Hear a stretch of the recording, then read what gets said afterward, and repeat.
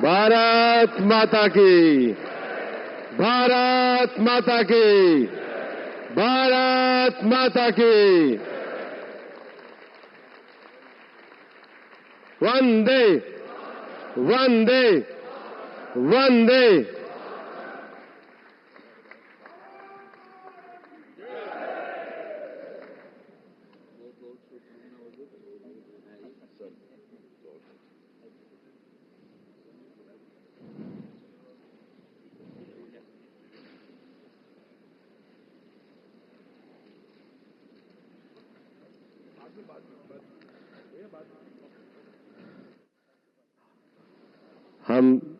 हम सब लोगों के लिए हर्ष, गौरव और सौभाग्य का विषय है कि एनडीए के हमारे नेता के रूप में माननीय नरेंद्र मोदी जी से हम निवेदन करेंगे कि वो हम सब लोगों को भारत के उज्जवल भविष्य के लिए संबोधन प्रदान करें।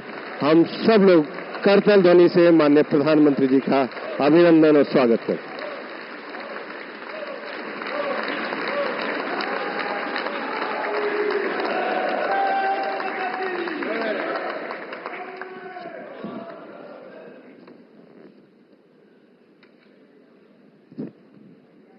भारत माता की, भारत माता की।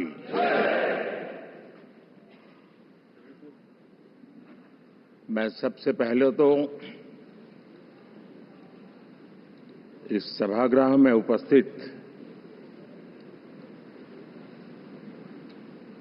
एनडीए घटक दलों के सभी नेतागण,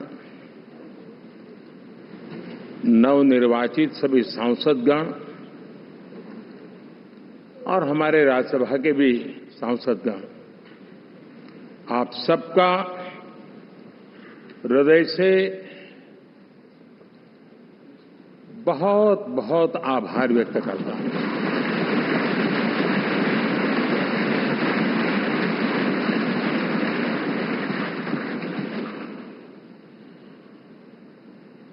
मेरे लिए खुशी की बात है कि इतने बड़े समूह को आज मुझे यहां स्वागत करने का अवसर मिला है।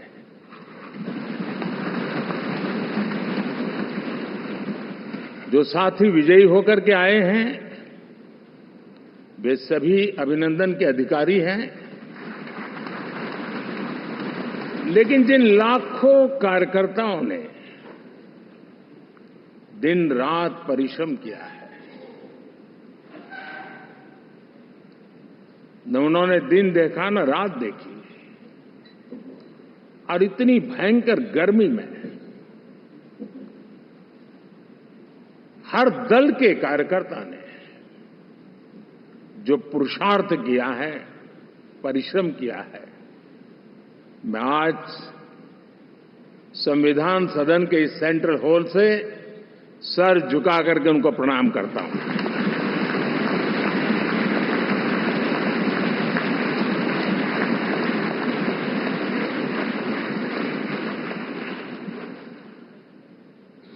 साथियों, मेरा बहुत सौभाग्य है कि एनडीए के नेता के रूप में आप सब साथियों ने सर्वसम्मति से चुन करके मुझे एक नया दायित्व दिया है, और इसके लिए मैं आपका बहुत बहुत आभारी हूं।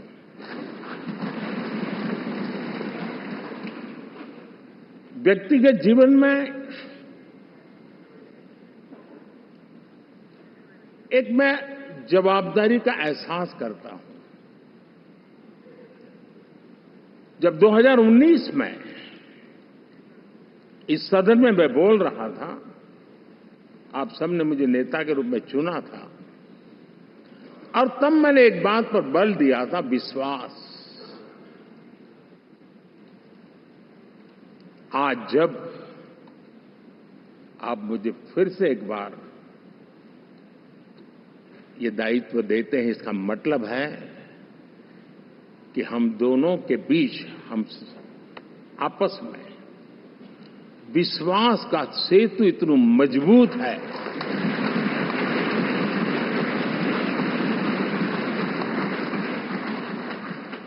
ये अटूट रिश्ता विश्वास की मजबूत धरातल पर है और ये सबसे बड़ी पूंजी होता है। और इसलिए ये पल मेरे लिए भावुक करने वाले भी हैं और आप सबके प्रति जितना धन्यवाद करूं उतना कम है।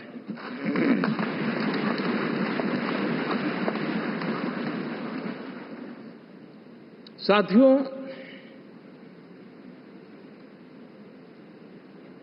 बहुत कम लोग इन बातों की चर्चा करते हैं, शायद उनको सूट नहीं करता होगा,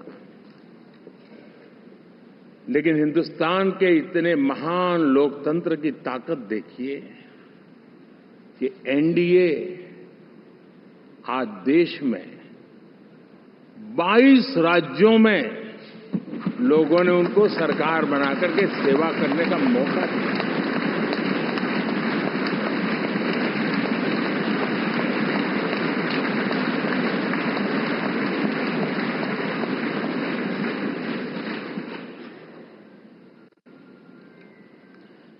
हमारा ये अलायंस सच्चे अर्थ में भारत की असली जो स्पिरिट है, जो भारत का आत्मा है, भारत की जड़ों में जो रचा बसा है, उसका एक अर्थ में प्रतिबिंब है।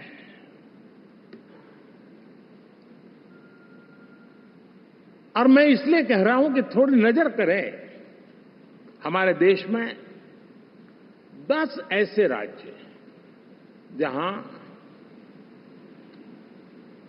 हमारे आदिवासी बंधुओं की संख्या प्रभावी रूप से है, निर्णायक रूप से है, जहां इस आबादी आदिवासियों की ज्यादा है, ऐसे 10 राज्यों में से 7 राज्यों में एनडीए सेवा कर रहा है।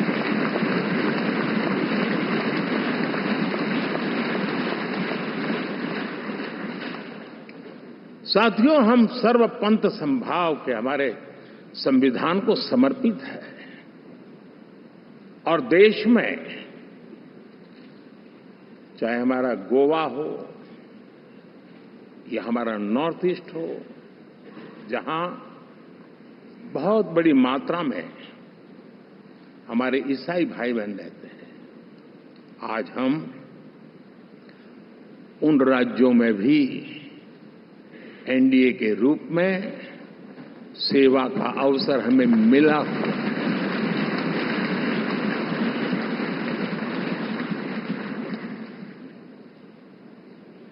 साथियों, प्री पोल अलायंस हिंदुस्तान के राजनीतिक इतिहास में और हिंदुस्तान की राजनीति में गठबंधन के इतिहास में प्री पोल अलायंस इतना सफल कभी भी नहीं हुआ है जितना कि एनडीए हुआ।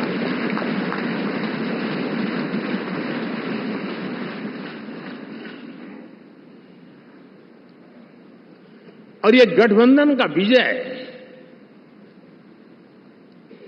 हमने बहुमत हासिल किया है और मैं कई बार कह चुका हूं, शब्द अलग होंगे लेकिन मेरे भाव उसमें एक सातत्य है।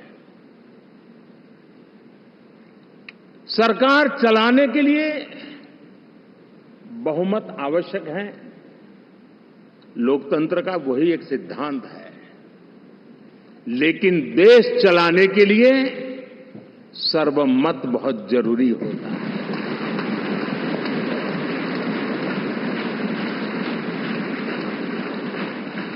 और मैं आज देशवासियों को यहां से विश्वास दिलाना चाहता हूं कि आपने जिस प्रकार से हमें बहुमत देकर के सरकार चलाने का सौभाग्य दिया है, ये हम सबका दायित्व है कि हम सर्वमत का निरंतर प्रयास करेंगे और देश को आगे ले जाने के लिए हम कोई कोर कसर नहीं छोड़ेंगे।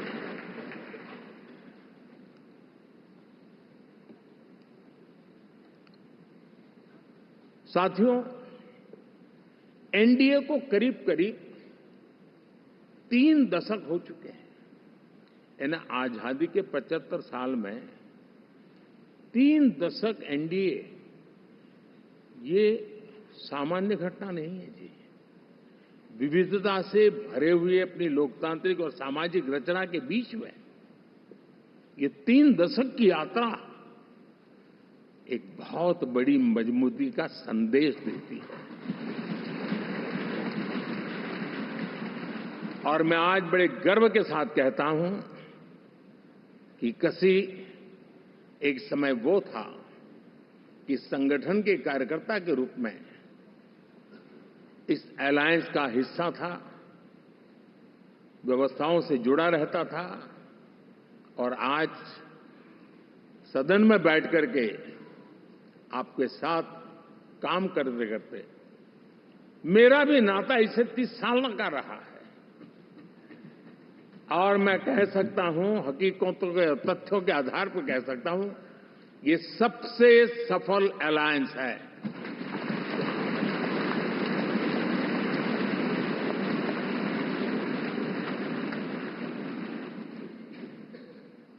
हम गर्व से कह सकते हैं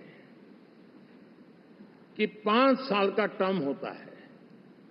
इस अलायंस ने 30 साल में से 5-5 साल के 3 टर्म सफलतापूर्वक पार किए हैं और अलायंस 4थे टर्म में एंटर कर रहा है।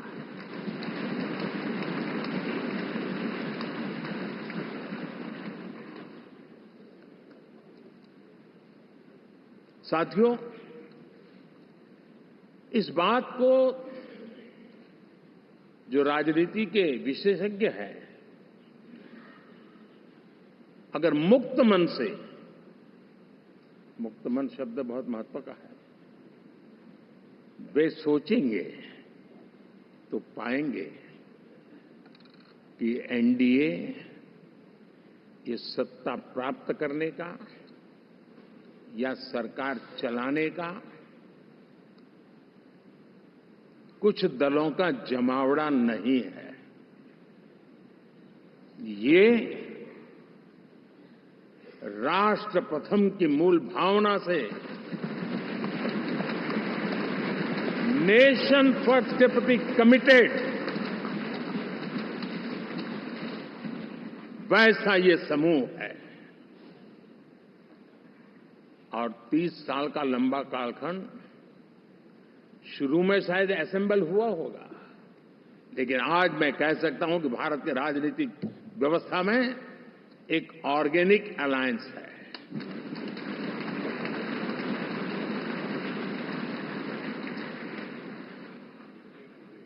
और ये मूल्य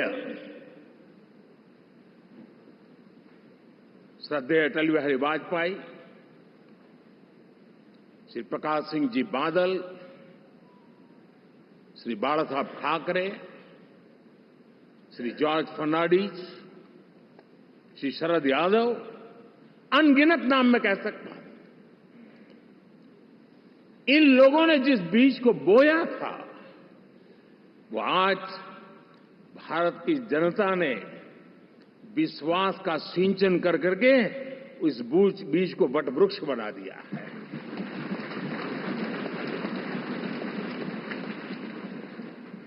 और हम सबके पास ऐसे महान नेताओं की विरासत है और हमें इसका गर्व है। बीते 10 वर्षों में हमने एनडीए की उसी विरासत, उसी मूल्यों को लेकर के निरंतर आगे बढ़ने का और देश को आगे बढ़ाने का प्रयास किया है। जैसे मैंने कहा, मुक्त मन से राजनीति के विश्लेषक अगर विश्लेषण करेंगे तो देखेंगे कि एनडीए का जो लोग दिखते हैं ना, उसमें एक कॉमन चीज नजर आती है और वो है गुड गवर्नेंस। इन सब ने अपने अपने समय में, अपने अपने कार्यकाल में जब जब जहां सेवा करने का मौका मिला है, गुड गवर्नेंस इस देश को दिया है। और इस प्रकार से एनडीए एक प्रकार से, एनडीए कहते ही गुड गवर्नेंस ये अपने आप पर्यायवाची बन जाता है। साथियों, हम लोगों के सभी के कार्यकाल में, चाहे मैं गुजरात में रहा हूं या बाबू हमारे आंध्र में रहे हो या नीतीश जी ने बिहार के लिए भरपूर सेवा की हो, हम सबके अंदर केंद्र बिंदु में गरीब का कल्याण केंद्रस्थ रहा है।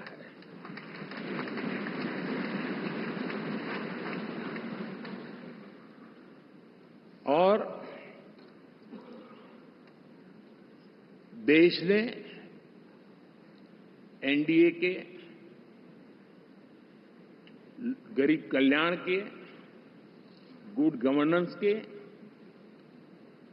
10 साल को देखा है। इतना नहीं, मैं कह सकता हूं देश ने इसे जिया है।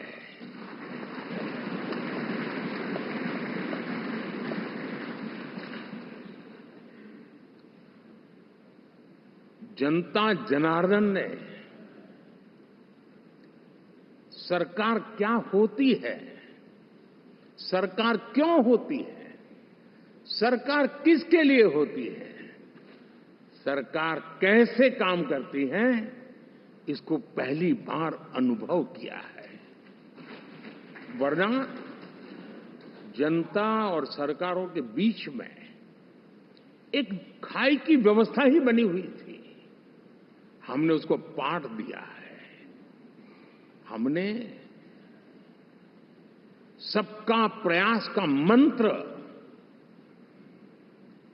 देश को नई ऊंचाई पर ले जाने के लिए चरितार्थ करके देखा है। साथियों, एनडीए सरकार में हम अगले 10 साल में,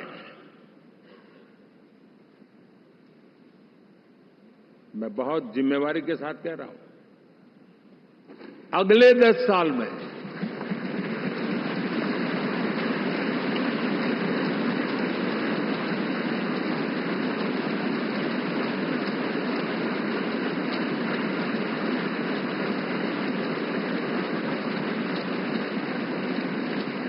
गुड गवर्नेंस, विकास, नागरिकों के जीवन में क्वालिटी ऑफ लाइफ, और मेरा व्यक्तिगत रूप से एक बहुत बड़ा ड्रीम है, मैं लोकतंत्र की समृद्धि को जब सोचता हूं तो मैं चाहता हूं कि सामान्य मानवीय के जीवन में से, और खास करके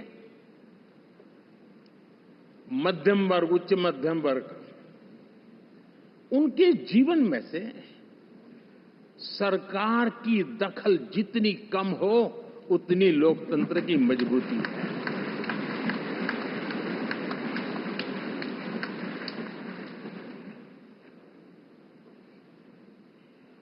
और आज के टेक्नोलॉजी के युग में बहुत आसानी से हम, वरना एक दिन में 10 काम हो तो 10 अलग अलग वो सारी चीजें मांगेंगे। हम बदलाव चाहते हैं। गुड गवर्नेंस का ये भी एक महत्वपूर्ण पहलू है। लेकिन हम विकास का नया अध्याय लिखेंगे, गुड गवर्नेंस का नया अध्याय लिखेंगे, जनता जनार्दन की भागीदारी का नया अध्याय लिखेंगे, और सब मिलकर के विकसित भारत के सपने को साकार करके रहेंगे।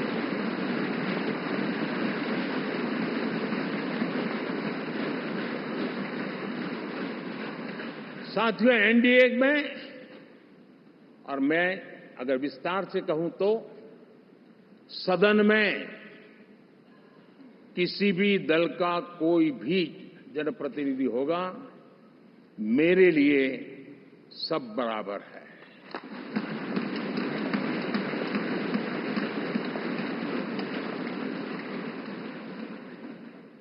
जब मैं सबका प्रयास की बात करता हूं, तो मैं सदन में भी, चाहे वो लोकसभा हो या राज्यसभा हो, हमारे लिए सब बराबर है। और यही एक भाव है जिसके कारण 30 साल से एनडीए अलायंस मजबूती के साथ आगे बढ़ा है। अपना पराया कुछ नहीं है। सबको गले लगाने में हमें कभी कोई कमी नहीं रखी है। उसी का परिणाम है कि जनता का विश्वास भी जीत पाते हैं। साथियों, हमने 2024 में जिस टीम भावना से काम किया है और ग्रासरूट लेवल पे किया है, सिर्फ फोटो ऑप करना, नेता मिलकर के हाथ हिलाएं और फिर तुम्हारे रास्ते में मेरे रास्ते, ऐसा नहीं। ग्रासरूट लेवल तक सबने मिल करके ये जो काम किया है, और उसी ने हमें ऑर्गेनिक अलायंस का सामर्थ्य दिया है।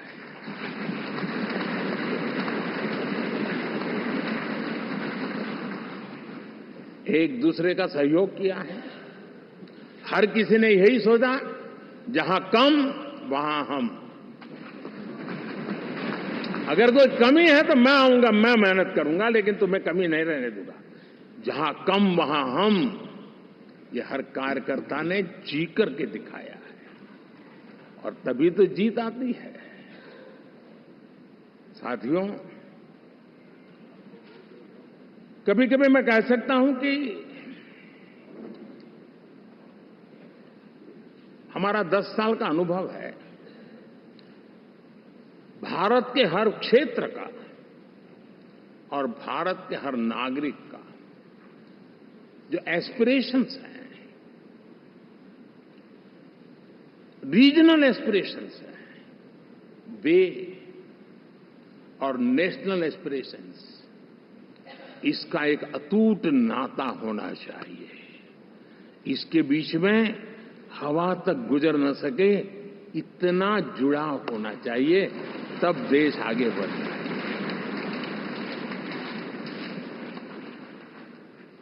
साथियों, इस चुनाव में मैं कुछ उल्लेख जरूर करना चाहूंगा जो मेरी नजरिए से मैंने देखा है।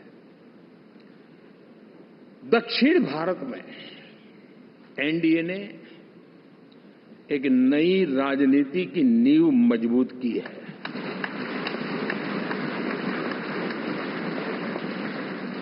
अब देखिए, कर्नाटक एंड तेलंगाना, अभी तो इनकी सरकारें बनी थी, लेकिन पल भर में ही लोगों का विश्वास टूट गया, भ्रम से लोग बाहर आ गए और एनडीए को गले लगा दिया। कर्नाटक और तेलंगाना में दोनों जगह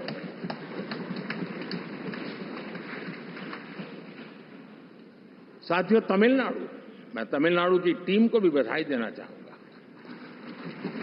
और वहां हमारा एनडीए समूह बहुत बड़ा भी है, और कईयों को पता था कि हम एक साथ एक सीट नहीं लड़ा पाएंगे, लेकिन इस लड़ाई में हम साथ रहेंगे। और मैंने बहुत से एनडीए के साथी तमिलनाडु में ऐसे हैं कि जिनका कोई उम्मीदवार नहीं था, लेकिन इस झंडे को ऊंचा रखने के लिए वो जी जान से जुटे थे। और इसलिए आज तमिलनाडु में भले हम सीट नहीं जीत पाए, लेकिन जिस तेजी से एनडीए का वोट शेयर बढ़ा है, वो साफ साफ संदेश दे रहा है कल में क्या लिखा हुआ है।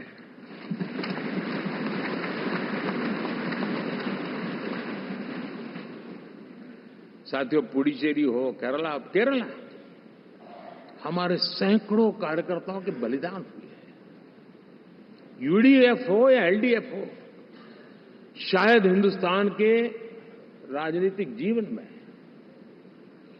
इतना जुल्म एक विचारधारा को लेकर के जीने वाले लोगों पर हुआ होगा तो सिर्फ मैं कह सकता हूं केरल में हुआ है। जम्मू कश्मीर से भी ज्यादा हुआ है। उसके बावजूद भी सामने कहीं विजय नजर नहीं आता था। उन्होंने परिश्रम की पराकाष्ठा में कभी पीछे नहीं रहे, पीढ़ियां खपा दी। और आज पहली बार संसद में केरल से हमारा प्रतिनिधि बन के आया।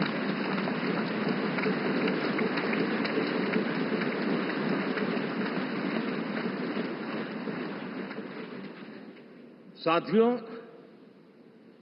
अरुणाचल में हमने लगातार हमारी सरकार बनती रही है और भारी समर्थन से बनती है।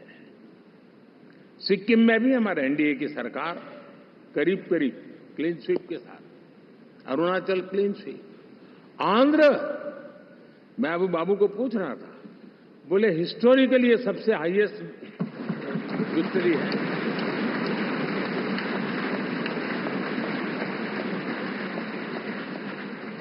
और ये जो यहां दिखता है ना पवन, ये पवन नहीं, ये आंधी है।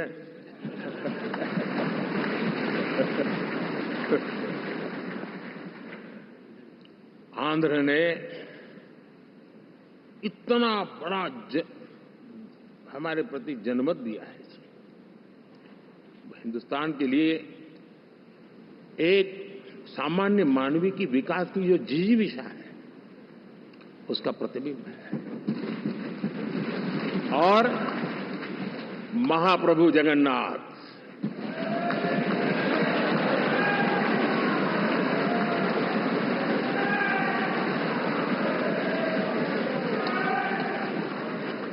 और मैंने अनुभव किया हमेशा। मैं हमेशा मानता हूं ईश्वर के अनेक रूप होते हैं, लेकिन जब मैं भगवान महाप्रभु जगन्नाथ जी को याद करता हूं तो मैं हमेशा मानता हूं ये गरीबों के देवता है।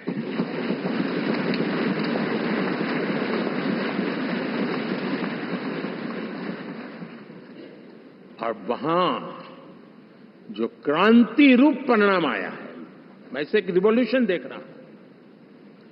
और मैं इसके साथ कह सकता हूं कि विकसित भारत का हमारा जो सपना है,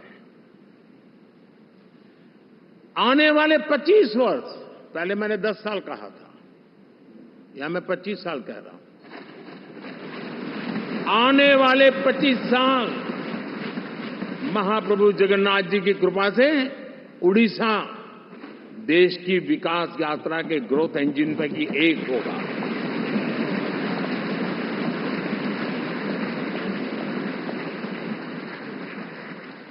साथियों,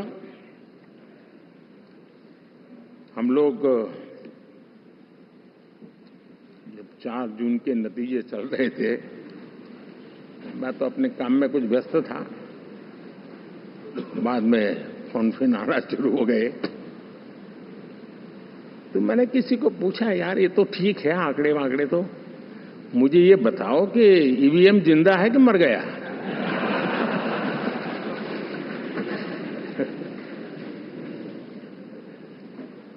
क्योंकि ये लोग तय करके बैठे थे कि भारत के लोकतंत्र और लोकतंत्र की प्रक्रिया के प्रति विश्वास ही लोगों का उठ जाए, और लगातार ईवीएम को गाली देना। और मुझे तो लगता था कि शायद इस बार वो ईवीएम की अर्थी का जुलूस निकालेंगे, लेकिन 4 जून शाम आते आते उनको ताले लग गए, ईवीएम ने उनको चुप कर दिया। ये ताकत है भारत के लोकतंत्र की, ये ताकत है भारत की निष्पक्षता की, ये भारत की ताकत है भारत के चुनावी तंत्र की, चुनाव आयोग की। और मैं मानता हूं कि ये, आशा करता हूं कि 5 साल तो अब ईवीएम शायद मुझे नहीं सुनाई देगा, लेकिन जब 29 में हम जाएंगे तो फिर से शायद ईवीएम को लेकर के नाचने की शुरुआत करेंगे, क्योंकि इनके सुधरने की संभावनाएं बहुत कम है। आप देखिए, चुनाव के समय मैंने पहली बार देखा, शायद हर तीसरे दिन इलेक्शन कमीशन के काम में रुकावट आए, इसके लिए सुप्रीम कोर्ट के दरवाजे खटखटाए गए, भांति भांति की एप्लीकेशन, और एक ही टोली थी। और लोकतंत्र के प्रति जिनका भारोभार अविश्वास है, ऐसे लोग सुप्रीम कोर्ट का उपयोग करते हुए कैसे रुकावट डाले, इसका निरंतर प्रयास करते रहे। और चुनाव आयोग की ताकत का एक बड़ा हिस्सा अदालतों में, इस पीक अवर्स में, चुनाव के पीक अवर्स में, यानी कितनी निराशा लेकर के ये लोग मैदान में आए थे कि उन्होंने पूरा हमला उसी इंस्टीट्यूट पे लगा दो ताकि चुनाव के कोई भी परिणाम आए, हम दुनिया के सामने भारत को भी बदनाम कर लें। ये षड्यंत्र का हिस्सा था दोस्तों, और कभी भी देश उनको माफ नहीं करेगा। साथियों, इंडी गठबंधन वाले जब ये ईवीएम का विरोध करते हैं तो मैं सिर्फ एक चुनाव के रूप में नहीं देख रहा। मैं मानता हूं ये लोग मन से पिछली शताब्दी के सोच वाले लोग हैं। वे टेक्नोलॉजी को हम महत्व न समझते हैं, न टेक्नोलॉजी स्वीकार करने को तैयार है। और ये सिर्फ ईवीएम में दिखाई दिया ऐसा नहीं, यूपीआई में दिखाया। जब हमने कहा कि हिंदुस्तान के लोग डिजिटल ट्रांजैक्शन करेंगे, फिनटेक की दुनिया में आज हिंदुस्तान का नाम हो गया, मानने को तैयार नहीं। आधार आज देश की एक पहचान बना है। मैं तो देख रहा हूं कि मुझे कई देश कहते हैं कि हमें आधार की पद्धति से आगे बढ़ना है, आप कैसे मदद कर सकते हैं। उस आधार को रोकने के लिए सुप्रीम कोर्ट में बार बार जाकर के परेशानियां पैदा की। यानी मूलतः ये प्रगति के विरोधी, आधुनिकता के विरोधी, टेक्नोलॉजी के विरोधी इंडी अलायंस हमने देखा है। साथियों, इस देश के लिए ये भी चिंता का विषय है कि विश्व में भारत के लोकतंत्र की ताकत को कम आंकने का प्रयास, और कितना एक्सट्रीम है।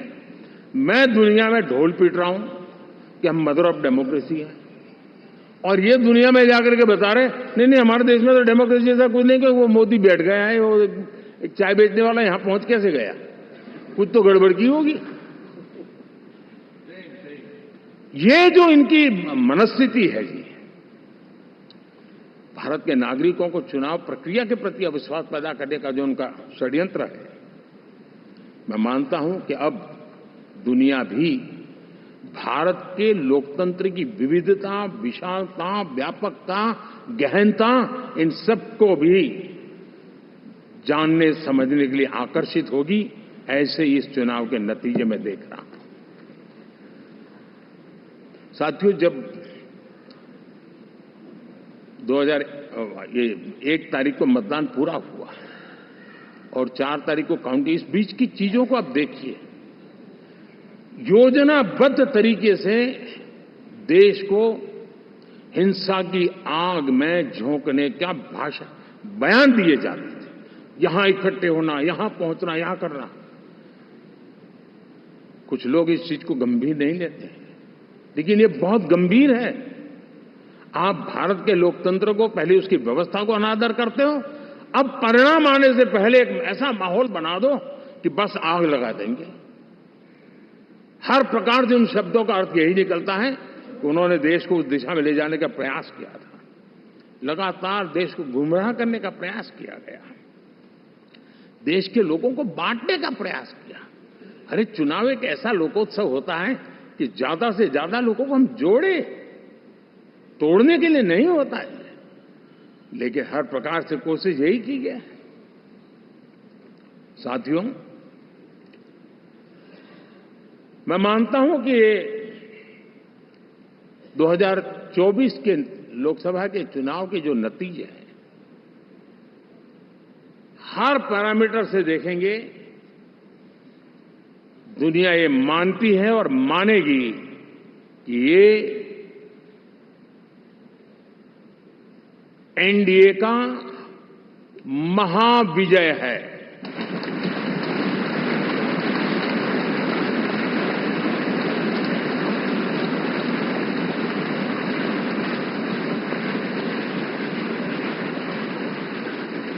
और आपने देखा 2 दिन कैसा चला, जैसे हम तो हार चुके हैं, गए। सब चारों तरफ यही दिखता था, क्योंकि उनको अपने कार्यकर्ताओं का मोरल हाई करने के लिए ऐसे काल्पनिक परेड ये करने पड़ रहे हैं। और साथियों, गठबंधन के इतिहास में अगर आंकड़ों के हिसाब से देखें तो ये सबसे मजबूत गठबंधन की सरकार है।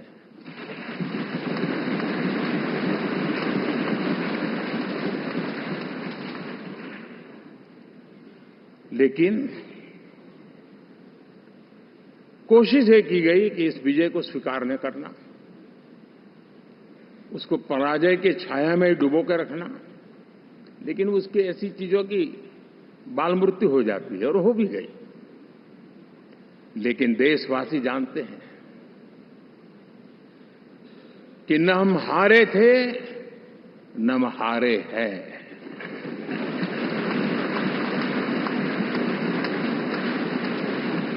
लेकिन 4 तारीख के बाद हमारा जो व्यवहार रहा है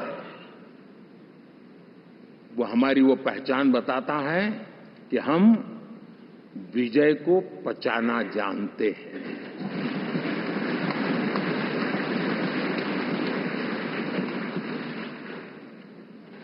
हमारे संस्कार ऐसे हैं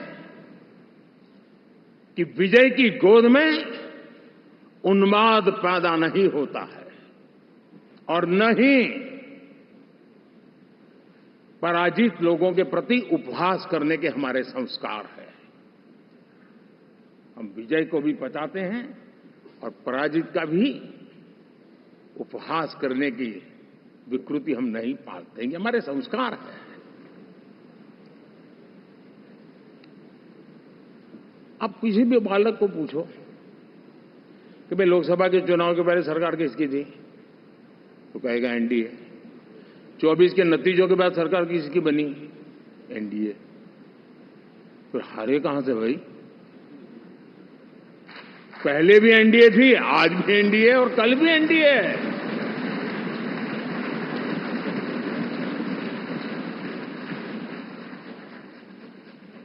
आप सोचिए 10 साल बाद भी कांग्रेस 100 के आंकड़े को नहीं छू पाई।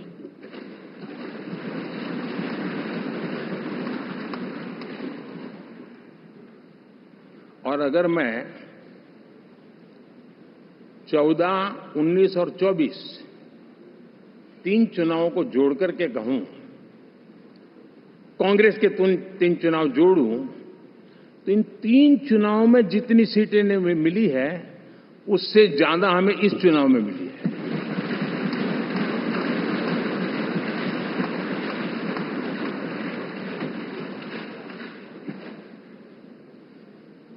और मैं साफ देख रहा हूं साथियों, एनडीए वालों को अंदाज नहीं है। वे धीरे धीरे पहले तो डूब रहे थे, अब तेज गति से ये गर्त में जाने वाले हैं।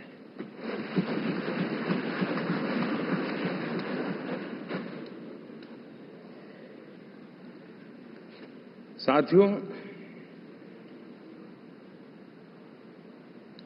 इंडिया अलायंस वाले देश के सामान्य नागरिकों की जो समझ है, आज भी वो उसके सामर्थ्य को समझ नहीं पाए हैं या समझना चाहते नहीं है। भारत के सामान्य व्यक्ति की भी एक समझ है और जो जमीन से जुड़ा रहता है ना, वो समझ को छूता है, समझता है, पहचानता है, वो वहां नहीं है। साथियों, इन लोगों का जो व्यवहार रहा है 4 तारीख के बाद, मैं आशा करता था कि वे लोकतंत्र का सम्मान करेंगे, लेकिन उनके व्यवहार से लगता है कि शायद उनमें ये संस्कार आए, इसके लिए हमें और इंतजार करना पड़ेगा। और तो मैं ज्यादा कुछ कह नहीं सकता। और ये वो लोग हैं जो खुद की पार्टी के पीएम का अपमान करते हैं, उसके निर्णयों को फाड़ देते थे। खुद की पार्टी को विदेशी मेहमान आ जाए तो उसके लिए चेयर नहीं होती थी। ये सारे दृश्य आपने देखे हैं, ठीक। और मैं समझता हूं कि इन सारी स्थितियों में से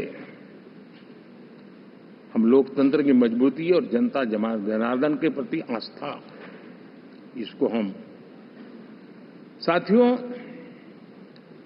लोकतंत्र हमें सबका सम्मान करना सिखाती है। विपक्ष में भी जो सांसद जीत करके आए हैं, मैं उनको भी बधाई देता हूं।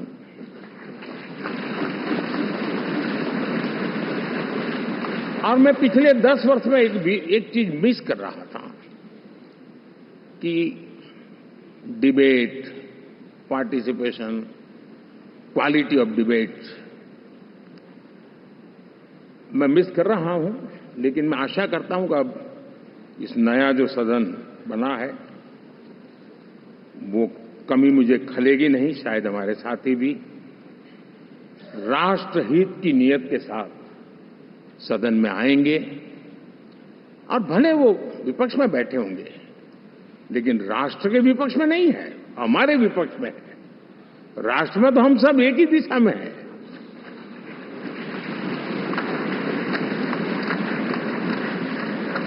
राष्ट्र में हमारा कोई पक्ष विपक्ष नहीं है। राष्ट्र में तो हम 140 करोड़ है।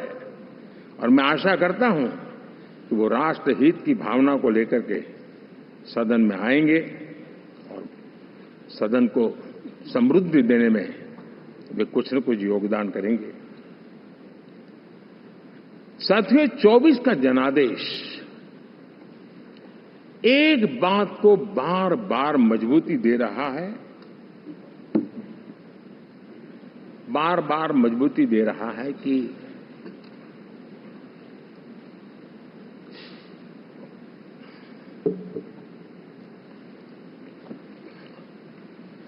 देश को आज के वातावरण में सिर्फ और सिर्फ एनडीए पर ही भरोसा है।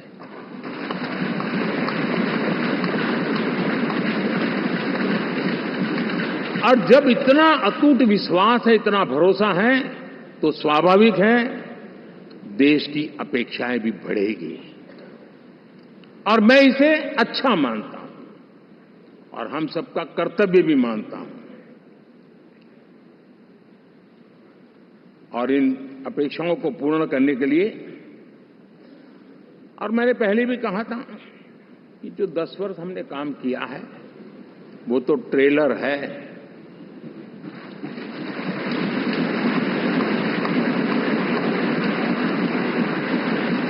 और वो मेरा चुनावी वाक्य नहीं था, ये मेरा कमिटमेंट है।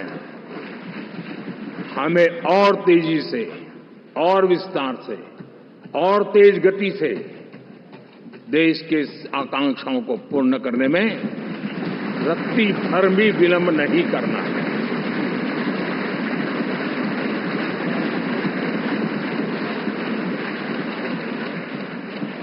जनता जनार्दन चाहती है हम पहले से ज्यादा डिलीवर करें। जनता चाहती है कि हम खुद ही हमारे पुराने रिकॉर्ड तोड़े।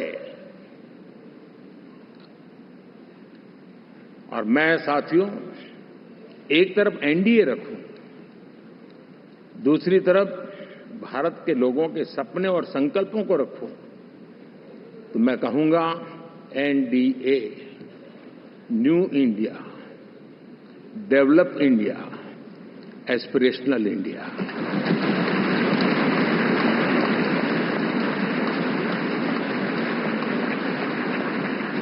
और इसी सपने और संकल्पों को पूरा करना, ये हम सबका संकल्प भी है, कमिटमेंट भी है, और हमारे पास रोड मैप भी है।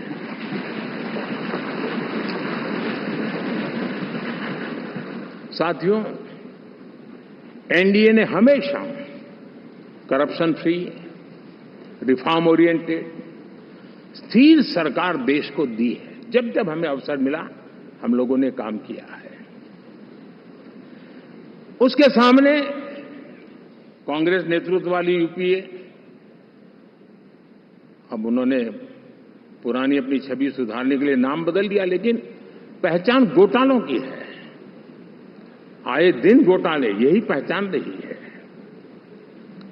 और नाम बदलने के बावजूद भी देश उनके घोटालों को नहीं भुला है, उनको नकारा है।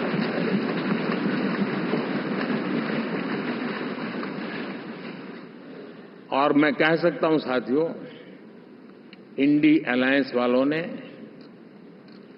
एक व्यक्ति का अपोज करने के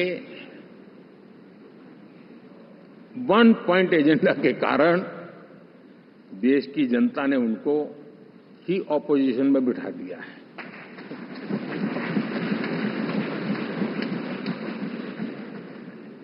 एनडीए विकसित भारत इस संकल्प को लेकर के चुनाव में गया था, देश के लिए सकारात्मक सोच को लेकर के गया था, देश की युवा शक्ति के सामर्थ्य को समझ करके नए अवसरों को लेकर के देश को आगे बढ़ने की बात लेकर के गया था। जबकि हमारे सामने जो लोग थे वो भ्रम फैलाना, झूठ फैलाना, यही गुमराह करने वाले काम यही करते रहे थे। अब एनडीए और उनका देखें, इवन नामांकन में जाएंगे तो भी आपको देखेगा उनका चुनाव प्रचार, उनका नामांकन, हम लोगों का एक एक दृश्य देख लीजिए और उनका एक एक दृश्य देखिए, कितना बड़ा अंतर है। हर चीज में उनका कैरेक्टर दिखाई देता है। और क्या रहा, फोटो ऑप के लिए तो उन्होंने अलायंस घोषित कर दिया, लेकिन कितने ही राज्यों में वो आपस में लड़ते रहे हैं, चुनावी जंग में एक दूसरे की पीठ में छुरा भोंकते रहे हैं। कभी उन्होंने कहा कि ये तो हमारा वैचारिक अलायंस है, वो विचार लेवल पर ठीक है, बाकी नीचे तो हमारा अपना हम तैयार करेंगे। और अब फिर उन्होंने कहा कि भाई हम तो सीट के आधार पर अलायंस करेंगे, टोटल न भी करें, ये भी खेल खेला। और अभी अभी तो चुनाव पूरा शुरू कर दिया कि ये तो हमारा अलायंस लोकसभा के चुनाव के लिए ही था, बाद में नहीं है, ये भी शुरू कर दिया। यानी मैंने बहुत पहले कहा था कि आप देख लेना 4 जून के बाद बिखराव शुरू हो जाएगा, और वो शुरू हो चुका है।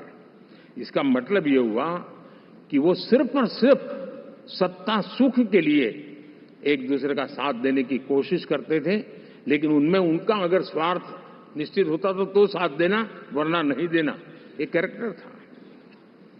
साथियों, ये लोग कितने ही बड़े झूठे बोलते रहे हैं। और आप देखिए, चुनाव के समय उन्होंने देश के सामान्य नागरिक को गुमराह करने के लिए जो पर्चियां बांटी कि ये देंगे और वो देंगे और टिकना देंगे, फलाना देंगे, 2 दिन से मैं देख रहा हूं कि कांग्रेस के दफ्तरों पर लोग कतार लगा के खड़े हैं कि पर्ची है, 1 लाख रुपया कहां है, लाओ भाई, मांग रहे हैं लोग। यानी आपने जनता जनार्दन की आंखों में कैसा उनको भ्रमित किया, कैसी आंख में धूल झोंक दी कि वो बेचारा सामान्य नागरिक मान के चलता था, हाँ भाई 4 जून के बाद रुपया मिल जाएगा, इसलिए वो जाके खड़ा रह गया। और अब उसको धक्का मारा जा रहा है, डंडे मारे जा रहे हैं, वहां से निकाला जा रहा है। अब इस प्रकार का चुनाव ये अपने आप में देश के गरीबों का अपमान है, हमारे देश के सामान्य नागरिकों का अपमान है। और कभी भी देश ऐसी हरकतों को न भूलता है, न ही कभी माफ किए बिना माफ कभी करता है।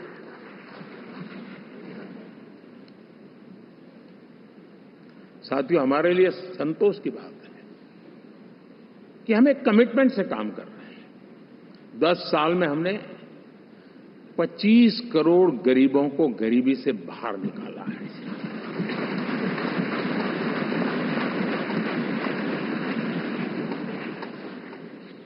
गरीब कल्याण का एक सुरक्षित मजबूत कवच दिया है हमने उसको, और उसके अंदर भी एक नए एस्पिरेशंस पैदा हुए हैं कि हां, अब मुझे गरीब नहीं रहना है, और उसके लिए मुझसे जो हो सके मैं हर अवसर का फायदा उठाऊंगा।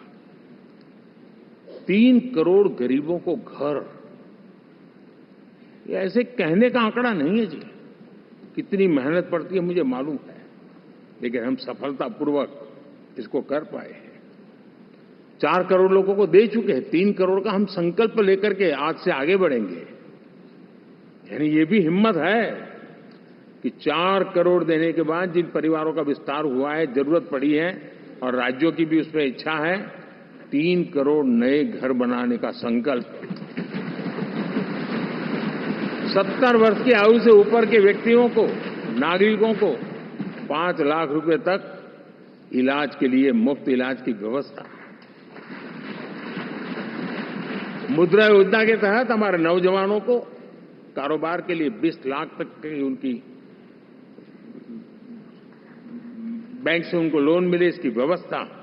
ये मैं समझता हूं कि वायदा हमारे तीसरे कार्यकाल की गारंटियां, सब मैं अभी बताता नहीं हूं, लेकिन इन गारंटियों के प्रति हम कमिटेड हैं और उसे पूर्ण करने के लिए हम कोई कमी नहीं रखेंगे। साथियों, गरीब का सशक्तिकरण और मिडिल क्लास को सुविधा, ये हमारी प्राथमिकता है, क्योंकि मध्यम वर्ग अब इस देश का एक बहुत बड़ा चालक बल है। भारत की ग्रोथ स्टोरी में ये ऐसे ऐसे नए फोर्सेस मैं देख रहा हूं जो हमारी बहुत बड़ी शक्ति बनने वाले हैं, और इसलिए हम उस पर भी उतना ही, और मिडिल क्लास की बचत कैसे बढ़े, सेविंग कैसे बने, उसके लिए, उसके क्वालिटी ऑफ लाइफ के लिए हम क्या कर सकते हैं, हमारी योजनाओं का विस्तार कैसे किया जाए, हमारे नीति नियमों में बदलाव कैसे किया जाए, उस पर भी हम आने वाले दिनों में काम चाहते हैं। साथियों, पंचायत से पार्लियामेंट तक हमारी नारी शक्ति की सक्रिय भागीदारी, ये हमारा कमिटमेंट है। और हमने हमारे पिछले कार्यकाल में नारी शक्ति वंदन अधिनियम करके उस बात को हमने आगे बढ़ाया है। और वो दिन दूर नहीं होगा जब हमारे सदन में बहुत बड़ी तादाद में हमारी माताएं बहनें देश का नेतृत्व करती हुई दिखाई देगी।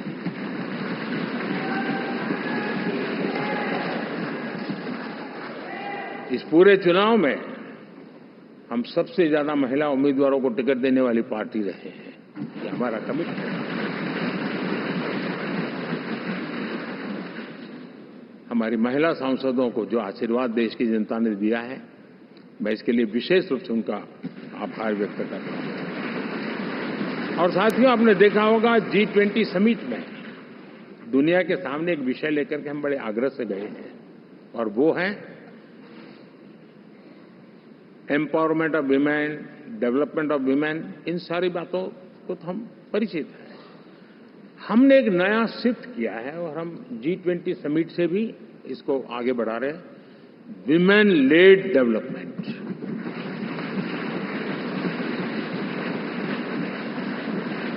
एक बार हमारा इस प्रकार का कमिटमेंट बनता है तो परिवर्तन बिल्कुल साफ नजर आता है। साथियों, एनडीए का ये कार्यकाल बड़े फैसलों का है, तेज विकास का है, और अब हम समय गंवाना नहीं चाहते कि हम 5 नंबर की इकोनॉमी से 3 नंबर की इकोनॉमी पर पहुंचना।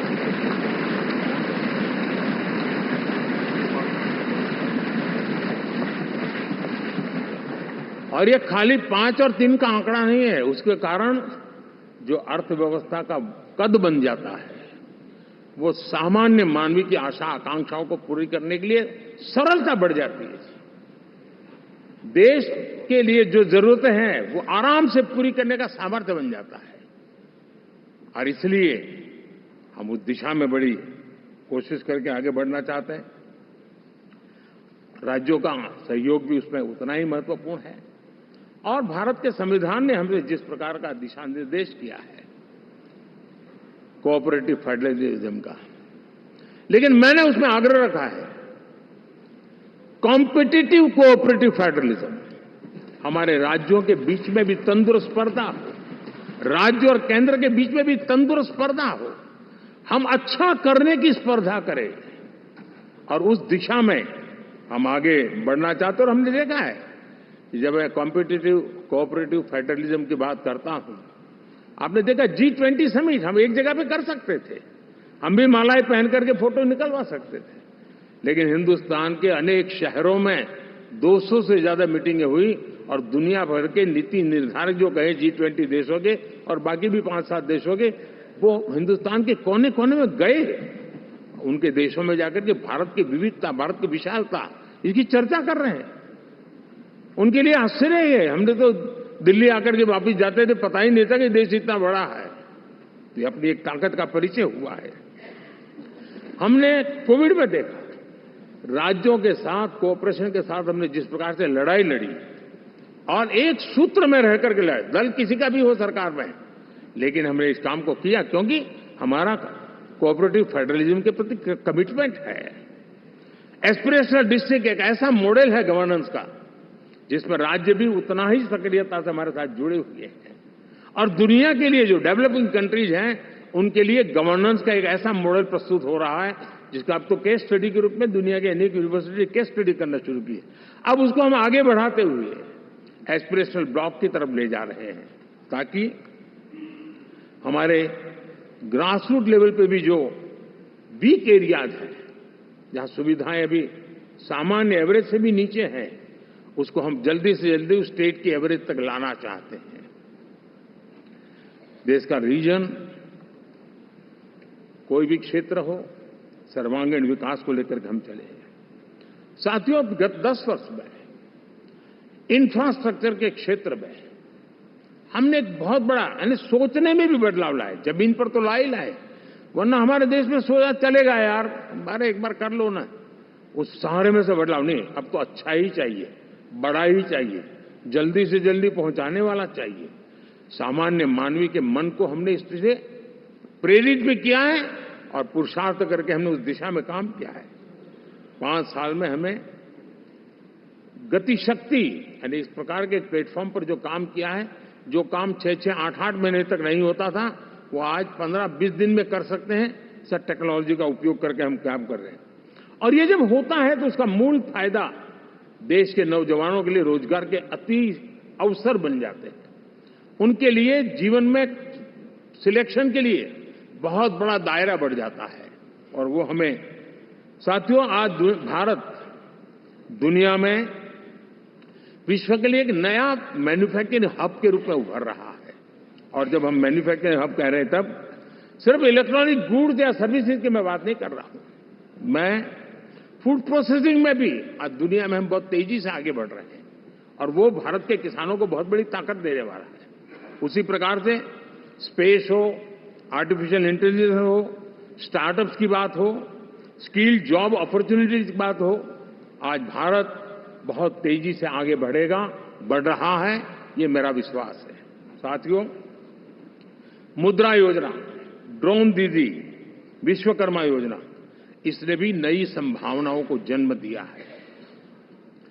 साथियों, हमारी संस्कृति, हमारी विरासत, उसके प्रति हम जितना ध्यान केंद्रित करेंगे, दुनिया के लिए आकर्षण का केंद्र बनेगा, और इसलिए हम उन दिशा में, और मैं मानता हूं भारत के लिए टूरिज्म एक ऐसा एवेन्यू है जो गत शताब्दी में हमें कभी, आज से लेकर के पीछे के 100 साल में कहूं, ऐसा अवसर नहीं मिला है जैसा आने वाले 25 साल में मिलने वाला है। दुनिया भारत की तरफ मुड़ने वाली है। अब हमारा काम है हम इसके लिए आवश्यक व्यवस्थाओं को विकसित करें, हमारी विरासत के प्रति हम हमारा पर्यटन का विकास करते हुए एक विन विन सिचुएशन का हम फायदा उठाएं, और उसमें बहुत अधिक निवेश की संभावनाएं मैं देखता हूं। और ये ऐसा क्षेत्र है जिसमें हर स्तर के लोग कमाते हैं, गरीब से गरीब आदमी भी कमाता है और बड़ी बड़ी होटल वाला भी कमाता है, हर कोई इसमें कमाता है, और हमने टूरिज्म के हम बल देना चाहते हैं, बहुत पोटेंशियल है। आज जो इंफ्रास्ट्रक्चर के क्षेत्र खुले हैं, इसका फायदा इसको मिलता है। एयरवे हो, रेलवे हो, हमारे एक्सप्रेस वे हो, ये हमारा यातायात जितना बेहतर हो, और हमारा डिजिटल कनेक्टिविटी का जो काम है, ये इसके लिए एक बहुत बड़ा पॉजिटिव ग्राउंड तैयार कर रहा है और जिसका फायदा मिलने वाला है। और जो वोकल फॉर लोकल और रीजनल टूरिज्म, इसको एक बल देने का काम है। साथियों, अब दुनिया एक नए युग में प्रवेश रही है। जिस समय औद्योगिक क्रांति हुई, उस समय हम गुलामी के दौर से गुजर रहे थे। तो औद्योगिक क्रांति का जितना फायदा लेना चाहिए हम नहीं ले पाए। अब एक नया युग शुरू हो रहा है, हरित युग, ग्रीन एरा। भारत के पास बहुत संभावनाएं हैं इसका नेतृत्व करने की, और हम इसके लिए आने वाले दिनों में ग्रीन हाइड्रोजन की बात हो, ग्रीन एनर्जी हो, या ग्रीन जॉब्स हो, या ग्रीन मोबिलिटी हो, इन सारे विषयों को हम इतनी तेजी से आगे बढ़ाना चाहते हैं ताकि इस हरित युग का नेतृत्व दुनिया में भारत का सामर्थ्य सिद्ध कर दें, ये हम चाहते हैं। साथियों, इसी सिलसिले में इस 5 जून को जब पर्यावरण दिवस था, 4 जून को नतीजे आ गए थे, तो उसी दिन मेरे मन में एक विचार आया कि कार्यक्रम 5 जून को हमने आरंभ किया, एक पेड़ मां के नाम। हर किसी को मां के प्रति श्रद्धा होती है, और मैं भी देशवासियों को कहूंगा कि आने वाले समय में कभी आपकी माताजी का जन्मदिन हो, क्या कोई और शुभ दिन हो, अपनी मां के नाम पर एक पेड़ लगाइए। और मां जीवित हैं तो साथ लेकर जाइए, उनकी फोटो आप सोशल मीडिया में अपलोड कीजिए, और मां नहीं है तो उनकी फोटो रख करके एक पेड़ लगाइए, और वो अपनी मां का भी सम्मान होगा और धरती मां की सेवा होगी। हम इन 2 माताओं की सेवा करें। साथियों, एनडीए, अब भारत आइसोलेशन में नहीं जी सकता। वैश्विक परिवेश में भारत की भूमिका दिनों दिन बहुत बढ़ती चली जा रही है। 2014 में जब एनडीए की सरकार बनी, पूरे विश्व में उसी एक पल से ही एक नया जिज्ञासा पैदा हुई, थोड़ी आशा के संकेत उनको नजर आने लगे, और फिर उस बदलाव बहुत बड़ा तेजी से आया। और पिछले 10 वर्ष में भारत ने जिन कामों को बढ़ लिया है, आज भारत की छवि विश्व बंधु की बन चुकी है। दोस्तों, विश्व हमें एक बंधु के रूप में स्वीकार कर रहा है, और जब दुनिया हमें विश्व बंधु के रूप में स्वीकारती है तो हमारी वैश्विक जिम्मेवारियों को भी हमने हमारे आने वाले रोड मैप में महत्व देना ही होगा। और भारत की सफल विदेश नीति ने अच्छे परिणाम भी दिए हैं। हमने हर संकट को उस प्रकार से हैंडल किया जिस प्रकार से मानवीय मूल्यों को हमने प्राथमिकता दी, उसका परिणाम है कि सामान्य मानवी के मन में ये विश्व बंधु वाला भाव बहुत मजबूत हुआ, और भारत का सेवा भाव का जो कैरेक्टर है उसको विश्व ने पहचाना है। चाहे यूक्रेन का संकट हो, चाहे अफगानिस्तान का संकट हो, हर हमारे लोगों को बचाना हो, हमने किसी भी में हमने कोई कमी नहीं रखी है। और साथियों, ये क्षमता के कारण भारत में निवेश की संभावनाएं बहुत बढ़ने वाली है। मैं राज्यों से भी कहूंगा कि आप प्रगतिशील नीतियां बनाकर रेडी रहिए। विश्व आज आपके आंगन पे दरवाजे पर दस्तक दे रहा है, और जो राज्य ज्यादा स्पष्ट नीतियों के साथ आएगा, जो राज्य उन कंपनियां विदेश जाने वाले लोगों को ठीक से हैंडल करेगा, उसको बेनिफिट मिलने ही वाला है। और भारत ने जो नीतियां बनाई है, भारत ने जो वातावरण बनाया है, उसका लाभ भारत के हर राज्य को मिलना चाहिए, और उस दिशा में हम तेजी से काम करना चाहते हैं। साथियों, हमने G20 समिट में देखा है, दुनिया का भारत के प्रति नजरिया बदला है। जो लोग इन चीजों को माइन्यूटली देखते होंगे उनको पता होगा कि G20 एक प्रकार से कई संकटों से गुजर रहा था। उतार चढ़ाव आते रहते थे, बिखराव भी नजर आ रहा था, लेकिन भारत में G20 आने के बाद नए प्राण से भर गया है, नया सामर्थ्य आ गया है। और ये भारत की ताकत है कि उसने पूरे विश्व को जोड़ने में G20 के माध्यम से बहुत बड़ा काम किया है। और उसके इन दिनों भी जो परिणाम आए इसके बाद मेरा काफी समय विदेश के सरकारों से फोन अभिनंदन स्वीकार करने में गया। और शायद मैं 2014 में 19 में भी ऐसा अनुभव नहीं था जितना इस बार फ्लो है। दुनिया के करीब करीब अब नाम ले उसने भारत को शुभेच्छा व्यक्त की है या बात करने की कोशिश की है। यानी ये वैश्विक जो हमारा ताकत है उसका परिचय करवा रहा है। और उसके कारण मैं मानता हूं कि विश्व में हमारा सम्मान और साथ साथ भारत में निवेश, ये दोनों संभावनाएं बढ़ रही है। साथियों, हमारे संविधान का 75वां वर्ष है। हम चाहते हैं कि संविधान हमारी संवैधानिक संस्थाओं का संरक्षण भर इसके मात्र के लिए है, ऐसा नहीं, कोई अदालत में धाराओं का उपयोग करके काम करने के लिए नहीं है। ये एक हमारी भावना है, हमारा स्पिरिट है। और हमें इस 75 साल को ऐसे मनाना है ताकि हम संविधान के स्पिरिट को जन जन तक पहुंचाएं। हर जन को संविधान की जो भावना है, कर्तव्य की भावना है, अनेक बातें ऐसे इस बात है, उन सब प्रति समर्पण उसका बढ़े, उस दिशा में हम काम करना चाहते हैं। साथियों, छत्रपति शिवाजी महाराज के राज्याभिषेक के 350 वर्ष के उत्सव में देश आज रंगा हुआ है। और हमारे लिए सबसे बड़ी प्रेरणा है क्योंकि उसमें राष्ट्र प्रथम की भावना है। छत्रपति शिवाजी महाराज को याद करते ही राष्ट्र प्रथम की भावना हमें मजबूती देती है। और इसलिए हम देश में इसी एजेंडा को आगे रखते हुए, और जब इसी समय 350 साल का पर्व आया है, तो हमें अपनी पॉलिसी और परफॉर्मेंस और सामान्य मानवीय का जीवन बेहतर करना है, उसमें जरा भी विलंब नहीं करना है। साथियों, विकास की सारी तैयारियां, रोड मैप लेकर को हम चलेंगे ही, चल रहे हैं। लेकिन साथ साथ हम नए नए सांसद आए हैं, कुछ पुराने सांसद हैं, कुछ ज्यादा अनुभवी सांसद भी हैं।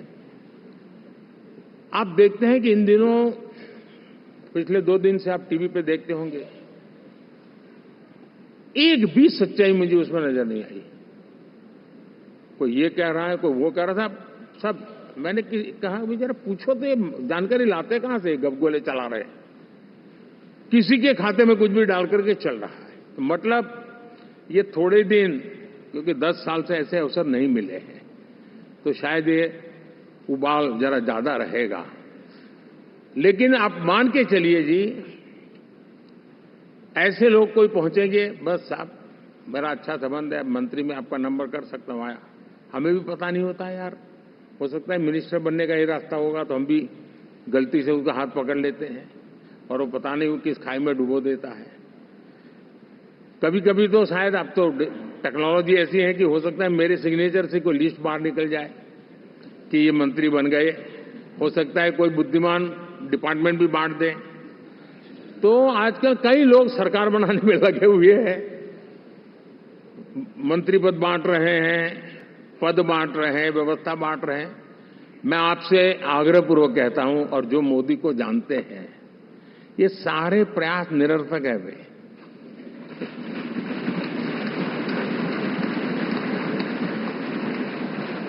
आप भी किसी का फोन आ जाए तो 10 बार वेरीफाई कीजिए कि जिसने फोन किया है वो सचमुच में अथॉरिटी है। अदरवाइज कोई भी कहे भाई आपका नाम हो गया है, सुबह परिवार को बुला लीजिए, शपथ समारोह में आना है, हो गया। तो ऐसी गपबाजी करने वाली एक बहुत बड़ी फौज रहती है। कुछ लोग आदतन करते रहते हैं, कुछ लोगों को मजाक आती है लेकर, और कुछ लोग बदइरादे से करते हैं। मेरा सभी सांसदों से आग्रह है कि हम इन सारे षड्यंत्रों का शिकार न बने। दूसरा, हमारे जो इंडिया अलायंस वालों ने इस चुनाव में फेक न्यूज में एक्सपर्टाइज कर लिया, डबल पीएचडी कर लिया उन्होंने। वो शायद इसका भरपूर उपयोग करेंगे। हम कृपा करके इन चीजों से दूर रहें, अफवाहों से दूर रहें। ये जो टीम बैठी है वो अनुभवी टीम है, मुझे भी सही सलाह देने वाली टीम है, और इसलिए टीम मिलकर के बहुत सही निर्णय करने वाली है। कृपा करके ब्रेकिंग न्यूज के आधार पर देश चलेगा नहीं, ये मान के चलिए।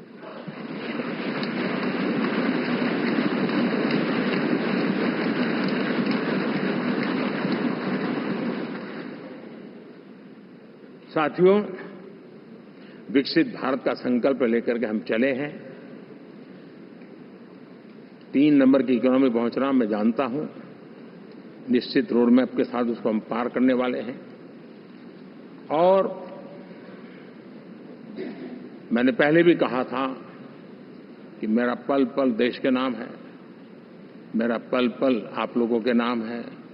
मैं 24/7 अवेलेबल हूं।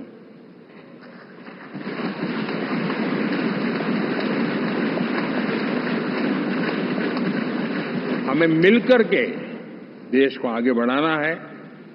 फिर से एक बार आप लोगों ने मुझ पर जो विश्वास जताया है, जो प्यार दिखाया है और जो समर्थन दिया है, वाकई मैं मानता हूं भारत के लोकतंत्र की एक बहुत बड़ी ताकत है।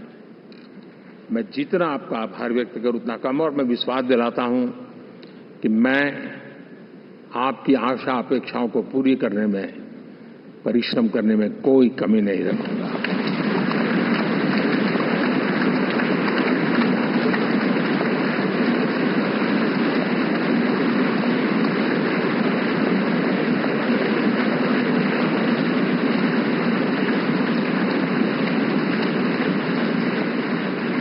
मेरे लिए जन्म सिर्फ और सिर्फ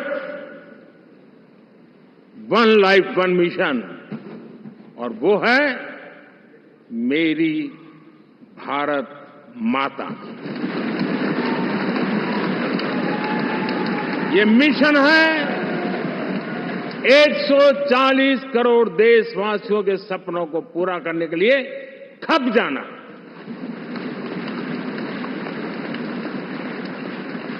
ये मिशन है 140 करोड़ देशवासियों को 1000 साल की मुसीबतों से जो गुजरी हुई पीढ़ी दर पीढ़ी है, उसे मुक्ति दिला करके सम्मान के साथ विश्व में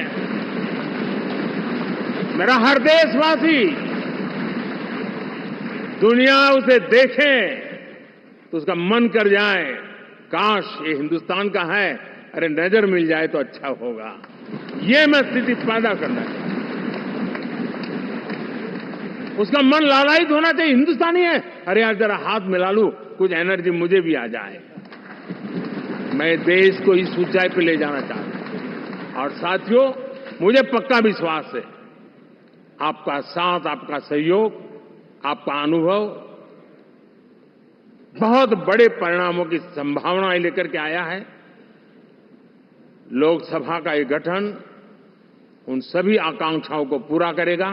मैं फिर एक बार आप सबका हृदय से बहुत बहुत धन्यवाद करता हूं।